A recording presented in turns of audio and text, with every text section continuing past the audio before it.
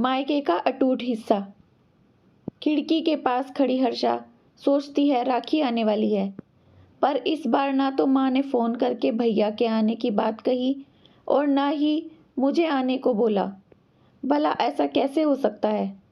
हे भगवान, बस ठीक हो सब कुछ।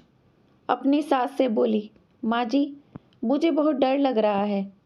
पता नहीं क्या हो गया, मुझे कैसे भूल गए इस बार।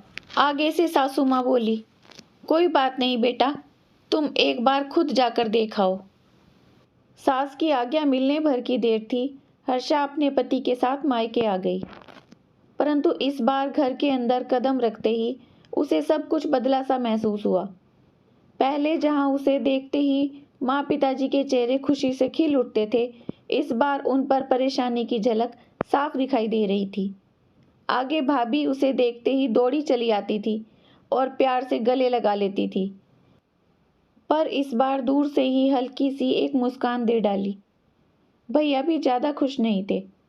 हर्षा ने जैसे तैसे एक रात बिताई, परंतु अगले दिन जैसे ही उसके पति उसे मायके छोड़ वापस चले गए तो उसने अपनी माँ से बात की, तो उन्होंने बताया, इस बार कोरोना के चलते भैया का काम बिल्कुल बंद हो गया। ऊपर से और भी बहुत से खर्चे हैं, इसी वजह से तेरे भैया को तेरे घर भी नहीं भेज सकी। हर्षा बोली, कोई बात नहीं माँ, ये मुश्किल दिन भी जल्दी निकल जाएंगे, आप चिंता न करो। शाम को भैया भाभी अपने कमरे में आपस में बातें कर रहे थे, जो हर्षा ने सुन ली। भैया बोले, पहले ही घर चलाना इतना मुश्किल हो रहा था, ऊपर से बेटे की कॉलेज की फीस। परसों राखी है, हर्षा को भी कुछ देना पड़ेगा। आगे से भाभी बोली, कोई बात नहीं, आप चिंता न करो। ये मेरी चूड़ियाँ बहुत पुरानी हो गई हैं, इन्हें बेचकर जो पैसे आएंगे उससे हर्षा दीदी को त्योहार भी दे देंगे और कॉलेज की फीस भी भर देंगे। हर्षा को यह सब सुनकर बहुत बुरा लगा। वह बोली, माफ़ करना भैया भाभी, मुझे यूँ आप दोनों की बातें सुननी तो नहीं चाहिए थी, परंतु यहाँ से गुजरते हुए कानों में पड़ गई। परंतु ये आप दोनों क्या कह रहे हो? क्या मैं आपको यहाँ तंग करने या कुछ लेने के लिए आती हूँ? भैया आप ही कहते हो ना, यह घर आज भी मेरा है, तो फिर क्या इस घर की परेशानियाँ मेरी नहीं हैं?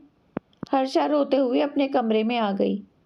तभी उसे याद आया, अपनी शादी से कुछ समय पहले जब वह नौकरी करती थी तो बड़े शौक से अपनी पहली तनख्वाह लाकर पापा को दी, तो पापा ने कहा, अपने पास ही रख ले बेटा, मुश्किल वक्त में ये पैसे काम आएंगे। इसके बाद वह हर महीने अपनी सारी तनख्वाह बैंक में जमा करवा देती। शादी के बाद जब भी मायके आती तो माँ उसे पैसे निकलवाने को कहती, पर हर्षा हर बार कहती, अभी मुझे ज़रूरत नहीं, पर आज उन पैसों की उसके परिवार को ज़रूरत है। वह अगले ही दिन सुबह भतीजे को साथ लेकर बैंक गई और सारे पैसे निकलवाकर भतीजे की कॉलेज की फीस जमा करवाई और फिर घर का ज़रूरी सामान खरीद कर घर वापस आई। अगले दिन सुबह जल्दी उठकर तैयार हो गई, पूरे उत्साह के साथ भैया को राखी बांधने के लिए। तो भैया ने राखी बंधवाई और भरी आंखों से उसके हाथ में 100 का नोट रख दिया। हर्षा मना करने लगी तो भैया बोले, ये तो शगुन है पगली, मना मत करना। हर्षा बोली, भैया, बेटियां मायके शगुन के नाम पर कुछ लेने नहीं बल्कि अपने माँ बाप की अच्छी सेहत की कामना करने आती हैं। भैया भाभी को माँ बाप की सेवा करते देख ढेरों दुआएं देने आती हैं। बड़े होते भतीजे भतीजियों की नज़र उतारने आती हैं। जितनी बार मायके की दहलीज पार करती हैं, ईश्वर से उस दहलीज की सलामती की दुआएं मांगती हैं। जब मुझे देख माँ पापा के चेहरे पर रौनक आ जाती है, भाभी दौड़कर गले लगाती है, आप लाड़ लड़ाते हो, मुझे मेरा शगुन मिल जाता है। अगले दिन हर्षा मायके से विदा लेकर ससुराल जाने के लिए जैसे ही दहलीज पार करती है तो भैया का फ़ोन बजता है। उन्हें अपने व्यापार के लिए बहुत बड़ा ऑर्डर मिलता है और वे सोचते हैं, सचमुच बहनें कुछ लेने नहीं बल्कि बहुत कुछ देने आती हैं मायके, और उनकी आंखों से खुशी के आंसू बहने लगे। सचमुच बहन बेटियां मायके कुछ लेने नहीं बल्कि अपनी बेशकीमती दुआएं देने आती हैं। जब वे घर की दहलीज पार कर अंदर आती हैं तो उनके कदमों के साथ बरकत भी अपने आप खींची चली आती है। हर बहन बेटी के दिल की तमन्ना होती है कि उसका मायका खुशहाल रहे और तरक्की करे।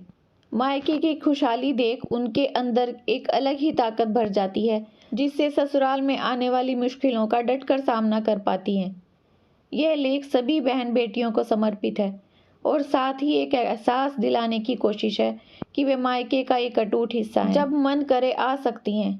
उनके लिए घर और दिल के दरवाजे हमेशा खुले रखिए। दोस्तों, आप लोगों के इस बारे में क्या विचार हैं, कमेंट्स में हमें ज़रूर बताइए। अगर कहानी अच्छी लगी है तो लाइक शेयर सब्सक्राइब करना मत भूलिए। अपना खूब सारा ध्यान रखिए, खुश रहिए, मुस्कुराते रहिए।